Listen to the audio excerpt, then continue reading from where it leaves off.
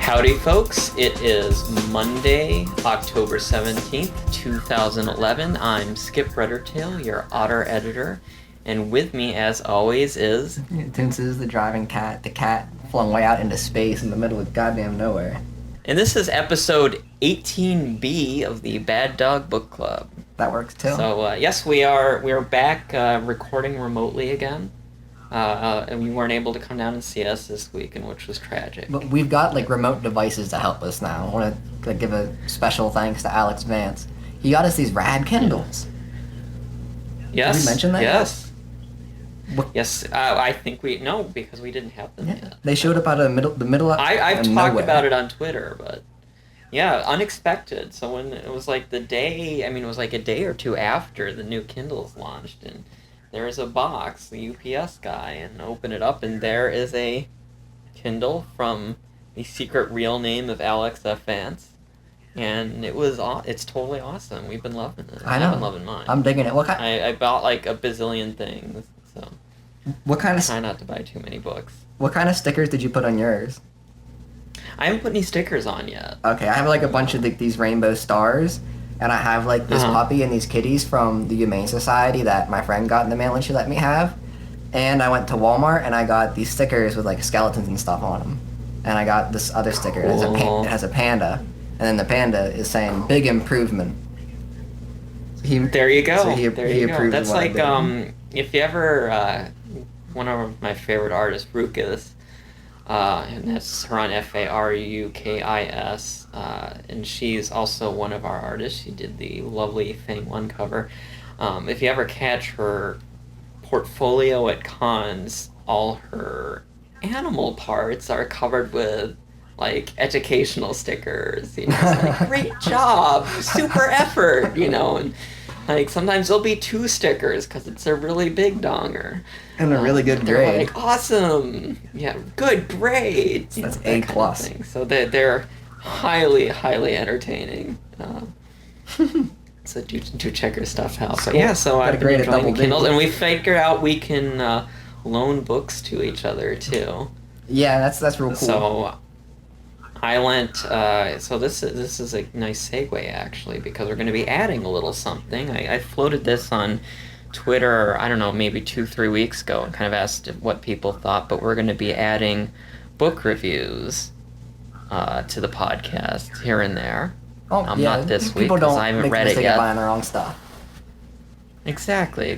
So yeah, you asked a really good question when I mentioned this to you, and you said, how is this going to be different from what we already do? Which I thought, that's a great question.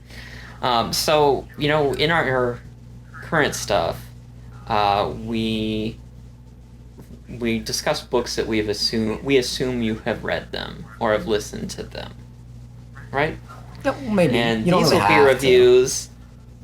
Well, we kind of do. I mean, we do give spoilers and stuff. Well, I think we operate under the assumption that you have, even if you haven't. Which is already a step above most book clubs.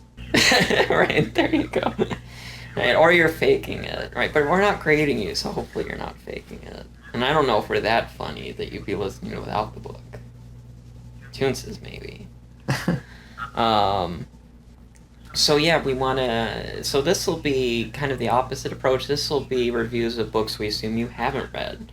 So we'll have read them, and we'll kind of give our opinion, and is this worth getting, isn't it? Or... more likely, it is worth getting, but who would be interested in it? I think I'm much more likely to be really like this kind of thing during the review. You would like that. What would you say? What do you say? I think I'm much more likely to be really mean during the review too, if it's something that someone's out there trying to sell. Yeah, if it's not good. Yeah, I mean, because if it's really not good, you may as well lay into it, because that's the fun part. So just as a as a training session, we're going to do, and because it's short, so we figured it would be a good thing to jump us off on. I think probably for the next episode, we'll be doing Bridges by Kyle Gold, which is a little novelette published by Fur Planet. So, and we'll provide all that so you can go pick it up. So I haven't read it yet. I just came back from Toonces, so hopefully he's read it. No, I'll have to buy it. Otherwise, I'll have to lend it to him again. Can you lend it multiple times? I don't know. I haven't tried. You had 2 weeks, dude. I'll just get it myself. We're gonna discuss it next time, so you got to be ready. I was reading The Prophets of Religion by Upton Sinclair, and found out that apparently, big religion is getting in the way of this hot new idea wherein we sterilize the unfit from reproducing. Oh my God, eugenics. Yeah, well, it's terrible. Well, this was like the 1910s, and I guess it's such an American idea too. Yep. America is the home of the eugenics movement. Yes. You're welcome, world. We thought. Con. Oh, wait then. Yeah. We also have football. Gotta work. We do have football. Yes. It was bye week for the Broncos. Good game for the Packers. Good game for the Ravens. Redskins lost, but it wasn't terrible. So I'll take it. Great game all around for the Bear lovers.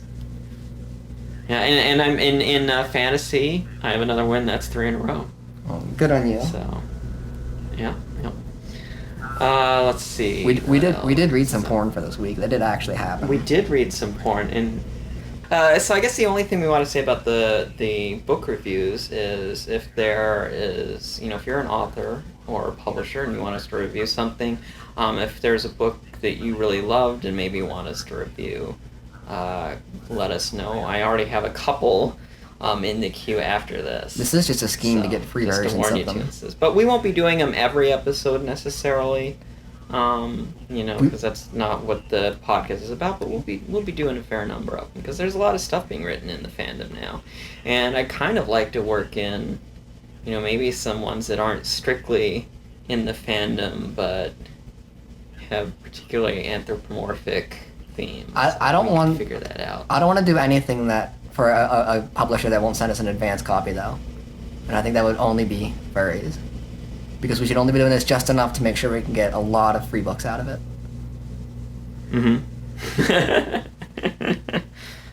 Well, I don't know. All the ones we're reviewing, I've bought. So there you go. The no bias. It's like Consumer Reports. We've actually gone out and bought everything. So we're not like, we've got to give her a good review or we won't get another book.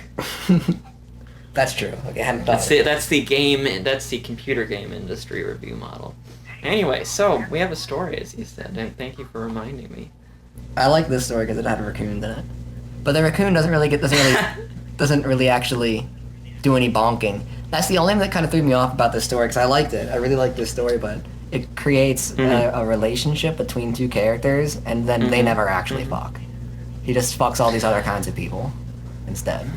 That's a really interesting point, and that's something that hadn't occurred to me until you just mentioned that. Well, you kind of it makes reference to it, kind of, but actually, what stuck out to me specifically about it was anytime they did fool around, the story kind of glossed over it a bit, but it was when the weasel was fooling around with the fox that it actually goes into detail and it becomes like a significant event that the story narrates. So why?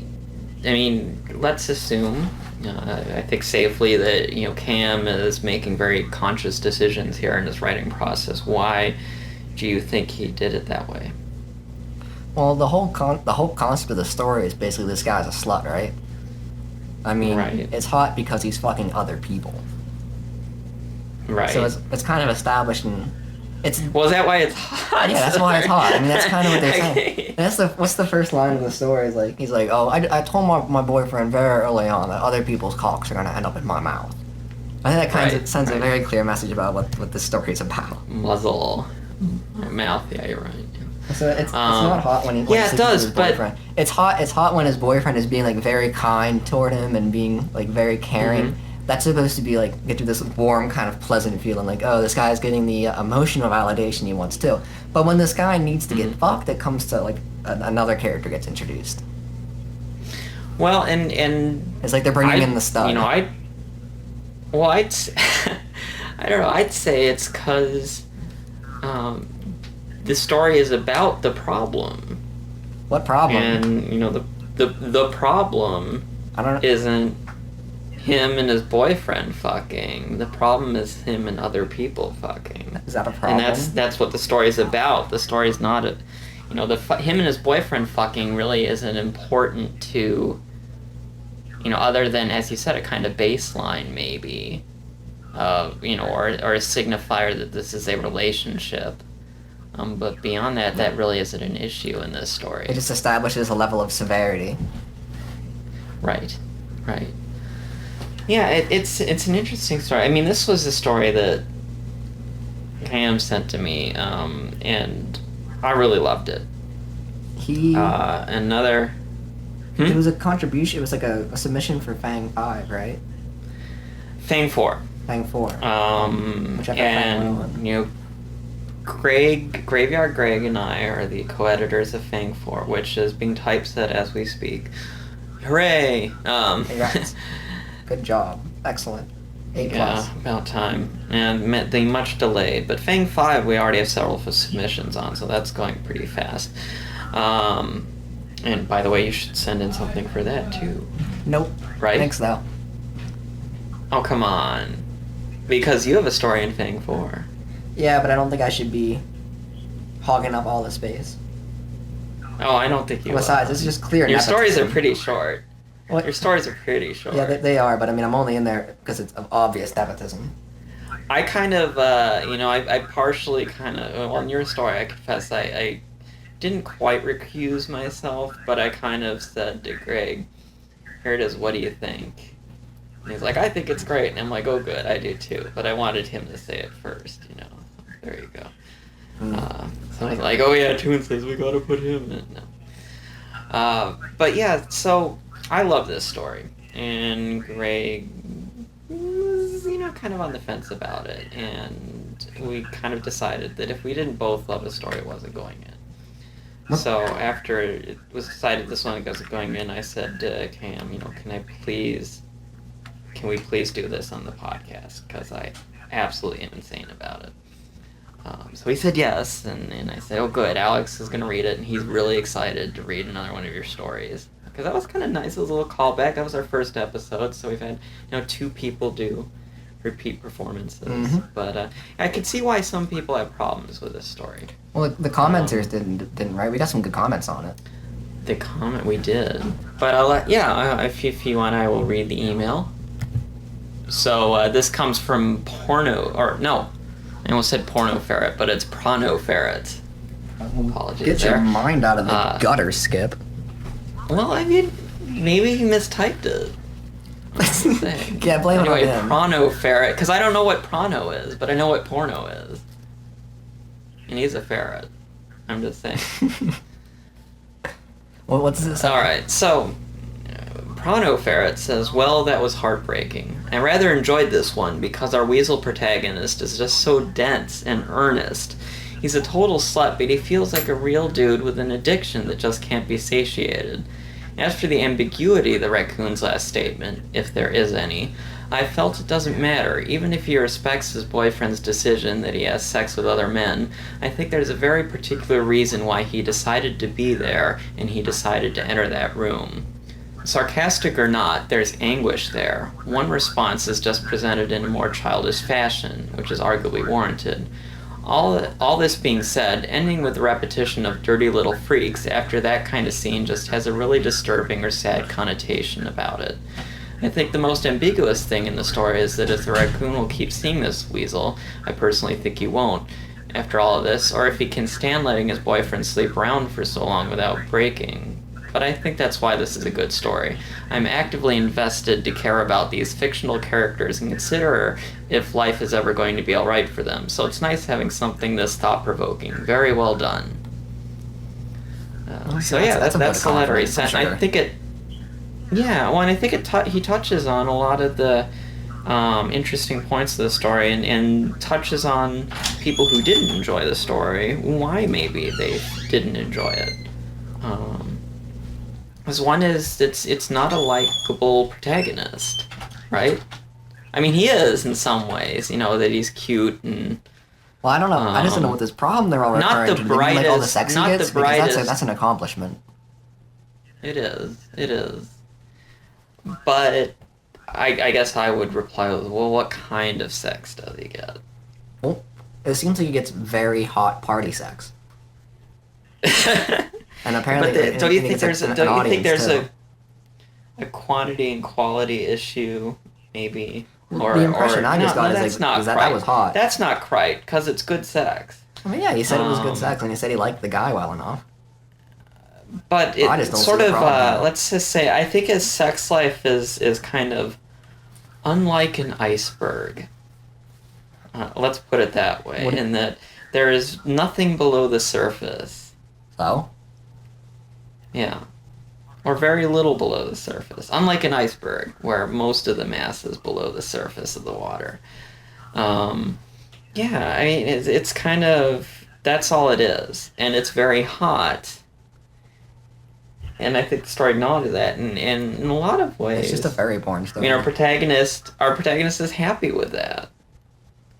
Um, It's very much a but story about he's, settling down. well, That's in the a way, whole yeah, it idea. Is is. It settling is. down that hot? Really? It can be. It can, yeah. Settling down is so sexy. Dude, you're talking to somebody who's been with the same person for 13 and a half years. Yep. So I may be a little biased here. But But that's not a fantasy. That's just real life. That happens all the time. I don't know. So why are we writing I feel pretty fictionalizations accomplished of it? about it. It- I don't know. I think, he's he's happy, but the story is about him being presented with an opportunity for something else. But it's something that he's also kind of clearly uncomfortable with at every step along the way. I don't know if he's uncomfortable with it so much as it hasn't even occurred to him. He's actually like rather guarded. He says it multiple times in the story, like he's surprised at the raccoon's tenacity, because he's certainly Well, trying to he's rebuff him at different points along the I courtship. think he's surprised. I agree, but I think he keeps looking for an ulterior motive. Yeah, exactly. But no, the ulterior motive is the relationship. That's what he thinks the ulterior But motive he doesn't is. see. No, I don't think he thinks that what's the ulterior. I think he thinks something else is the ulterior motive. Like what? Like it never even occurred to him that somebody else would want to be in a relationship with him. Really? I think. So he's looking Mm, for some other kind of ulterior motive. See, I read the conflict as being kind of separate to that, as if he was specifically looking for something other than a relationship. He was enjoying his casual hookups and was concerned that a guy trying to pull him into a relationship would be threatening that. And I kind I of got think that he would impression have. because I that was don't. the thing that it opens up the story with. And it's also the I don't know. clone. I think. I don't know. I think if he was really concerned about that, he would have been more wary about it. I don't think that even occurs to him at any point. Like, I mean, he sits there and like, oh, and the raccoon asked about this. I started to ply him with all these details, or what? Because who doesn't want to hear about me having sex with people? He's obviously I pretty don't think confident any with of these himself. I don't think ramifications really occur to this guy, in any form. Ramifications So he's that an are all interesting the time. character. Very often I think we're given characters or protagonists in stories, and maybe this is why some people who read this story weren't wild about it, is that they very often were given protagonists in stories who are remarkable in some way, or exceptional in some way. And I think maybe you could make that argument here, haha. But protagonists who are very strong or very brave or very hardworking or very smart. Yeah? And this guy really isn't any of those. He isn't very smart or very brave or any of No, those he's things. very good at sex. He is very good at sex. That is the point, is he's very good at sex. Right. But it's not a classical. I mean, it's not a classical foundation for a story protagonist. I'd argue. If you can catch a ball and run and very fast, often, you can make millions of dollars in the NFL, and if you can, suck a dick and clean the pipes, But that's something exceptional. I mean, I guess what I'm saying It's is, all in a relative. story. Oh, I agree. But in a story, particularly, we try to write. I think most people try to write intelligent protagonists, or very intelligent protagonists, because they're more interesting to write about. really? Generally, I think so. Don't you? I don't really want the protagonist himself to be so enthralling. I want him like kind of an average mundane person thrown into I some kind mean, of remarkable your situation. stories, for instance, the people are. I'm just. This is just an observation, but in your stories, the protagonists in scenes like in a bathhouse are wrapped up in thoughts within thoughts and references to literature and all. I mean, they're remarkably intelligent people I, in this bathhouse, and that's you, kind of you part of have the to separate appeal the of you have them, to, I think. you can't necessarily apply the voice of the narration to the personality of the Oh, I don't character. know. I think a lot of your characters, I mean, it's their thoughts too. So I don't know. I think that, I mean, I think that's one of the things I like about your stories because there's a little bit of maybe a theme in them that despite all their education and training and thoughtfulness, they're still a slave to their passions at these times. And there's something very hot about that. Don't you think? Eh, Or am I just totally reading into what you write? I think Or will you just deny it I think even if you're I'm reading that not? because you're a nerdy dude. But I'm always trying to like I always end up working in references to books and stuff like that just because I think it's funny to make references, and I think you kind of need these little mental breaks in the pulp, something that kind Hmm. of gives you a little chuckle here and there. But the characters themselves, I don't want them to be so particular in any way, really. Certain, I mean, I don't I do know. write a lot of nerdy I'll have, characters too, and those guys are you written to be very do. You intelligent. do. But aside from You that, like do. I also like to write jocks and guys that seem just a little bit aloof or just a little bit kind Hmm. of unsure of themselves, their situations. Because if I think if you Yeah, have a yeah. character that is just so confident with themselves and just so developed in Well, the way they're meant. I'm not equating the two together. I'm not equating intelligence or whatever with confidence at all. Right. So, I don't know. But I mean, this is a guy, who isn't the sharpest needle in the stack. Let's put it that way. If I Well, want to mix a why do you metaphor. think that? Um, Just because he's a party slut? no, part of it is because he is absolutely emotionally unaware of anybody outside of himself, or almost. I mean, I don't think he's a sociopath, but he's almost entirely self-absorbed, and really can't seem to read emotions from other people at all. Really? There's several instances. Oh yeah, there's several instances where he's talking to his boyfriend, and Kim writes this very well because the story is told in the first person, but yet Cam still slips in these little hints that this guy is not reading other people quite right. How do you mean? Um, well, I one of my favorite examples. Uh, I think there are two instances that really jumped out at me where our little weasel friend is clearly missing the signals that people are giving him, specifically the raccoon is giving him. And like I said, Cam manages to work it in some nifty, kind of subtle ways because it's a first-person story. So it's really so how do you convey that this character is missing a signal when he's telling the story? So I love that as a writerly thing. Um, but the first time, or the first one that really jumped out at me was they were lying in bed. He just sucked the raccoon off, which we're told happened. As you said, we don't actually really read that. But we do hear he has a nice dick. Um, That is right. addressed. Yes. So he's asking when did you sleep with this fennec, and had we already been dating, and all these things, and so the weasel tells him some answers, and the raccoon's clearly upset about this, and says, "I guess we weren't really official." Then he mumbles, "Yeah," I respond. "One thing about me is that other guys' dicks are going to end up in my mouth." He leans back and looks me in the eye. "Really?" "Well, yeah, clearly," I say, my smile wide and bright, my tongue running over my sharp little teeth. Besides, I gotta make sure I stay in practice for days like this. My paw reaches down to grope at his spent shaft. He squirms and lets out a one-note chuckle. I guess that's one way to look at it.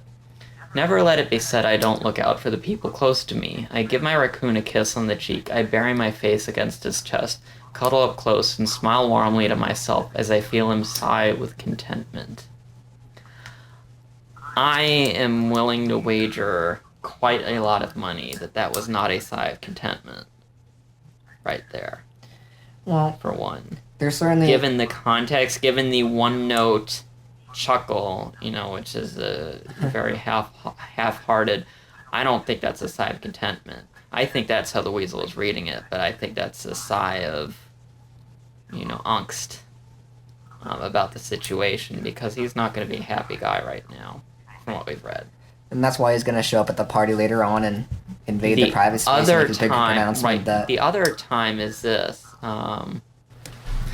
This one, where our fox comes up. The hung fox, which, by the way, we had a fox friend staying with us this weekend who was highly amused by that. He like most foxes, is mostly a bottom, and he thought, wow, that was kind of cool having a big hung top fox. But anyway, nice little species stereotype turnabout. But he comes up and says, oh, hey, so they say you're with that, what's his name now? The raccoon.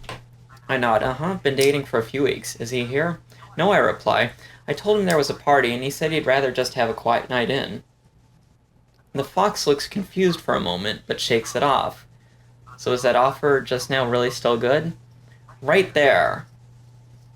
Anybody else, who's in on this conversation said, oh, hey, there's a party, calls up their boyfriend, says, hey, there's a party, and their boyfriend says, no, I feel like just having a quiet night in. Anybody else would say, okay, I'll be there and we'll watch a movie or something. All right. And that's not how this is not how this guy parses it, though. He parses it as, my boyfriend's gonna be alone, having a quiet night in. Like, it doesn't even occur to him what the statement actually meant.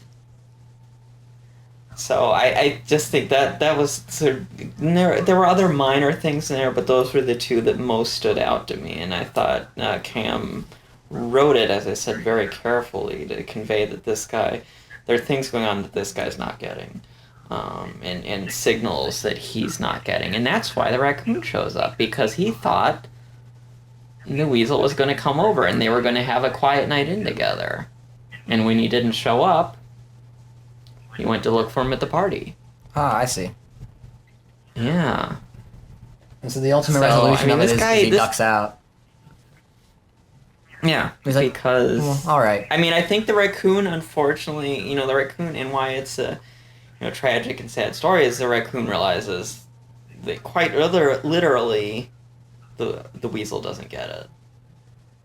Well, and he ain't gonna. It doesn't seem to be affecting their relationship much. I mean, given from what you read at the beginning of the story... Well, I think their relationship's over. I think their relationship's over. Yeah. I mean, I think that's it. I think the weasel just doesn't understand that yet. But I thought they were still, like, dating at the beginning of the story when he's going back and telling us these things. I think the beginning of the story starts out, with him, probably at the party still. At the party still? That was kind of my reading of it. Yeah, I mean, I think the story begins where it ends. If that makes sense.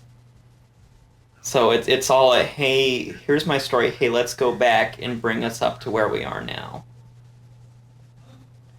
And I think that's what's going on. So I think the story begins where it ends. I'm not sure. And I think the weasel has not realized that... No, it says right here at the beginning he's with the coyote. Yeah. Yeah, but at the end, he's with the same fox. I could be at the same... I mean, with him, though, that could be at the same party. I'm just not reading it. I'm just not... I'm reading it just more directly, where the guy says, oh, yeah, well, I guess dicks are gonna end up in your mouth. That's cool. Like, that's... I'm reading it sincerely. Huh. Kind of... Really? See, I think it was very... I think it was very bitter. Maybe the dude doesn't exactly seem thrilled, but hey, dicks are gonna end up in this. Just the line. I don't see that it's any of my business at all whose dick he sucks. That's a very bitter line, and that's a very final line. I mean, it's no business of his because they have no claim on each other. They're not together.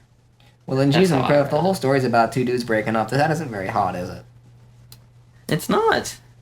I just said you liked And the I think story, that's why huh? some people didn't like the story. Oh, Because it's a downer in my it's a reading. Well, in downer. my reading of it anyway. The other complaint was, well, nothing happens. The weasel ends up exactly where he started, which is, being a hoe at parties. Mm-hmm. And I kind of said that's also the point of the story, though. Is I read it as a story of a missed uh, life shift or missed opportunity. That was my take. That's fair enough. But it sounds like you read it as something. I mean, so what's your reading on it then? I mean, if you had to sum it up, like, what is the story about in one sentence? I would vote that the story is about getting off. I don't know. I suppose I just didn't think so much deeper into it because I thought that the point was to essentially. You said you liked it. You said you liked it. So why? I mean, what was it about when you said you liked it, or what did you get out of it? I got the impression that the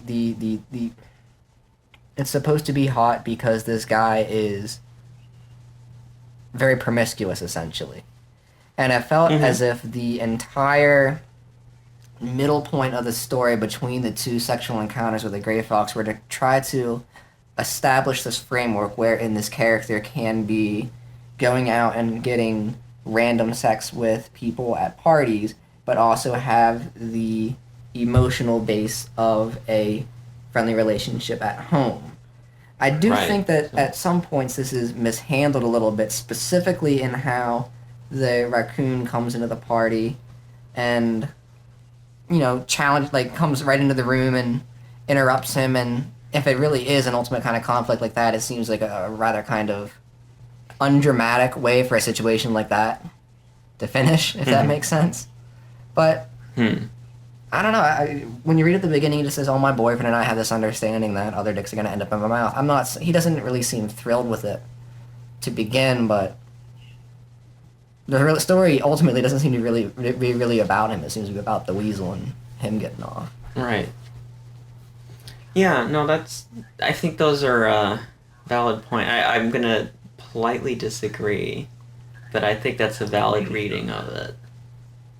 So that's interesting. One of us, I one of that's us is one of wrong. the That's things I fine. think is kind of neat about this story, though, is that there are several things in it that I feel are open to interpretation in how you read it, and I like stories generally like that. I think there's a kind of line stories can cross where everything's too wide open, and it gets a little frustrating, but I don't think this is there. It's a nice amount of flexibility in Mm. the reading for me.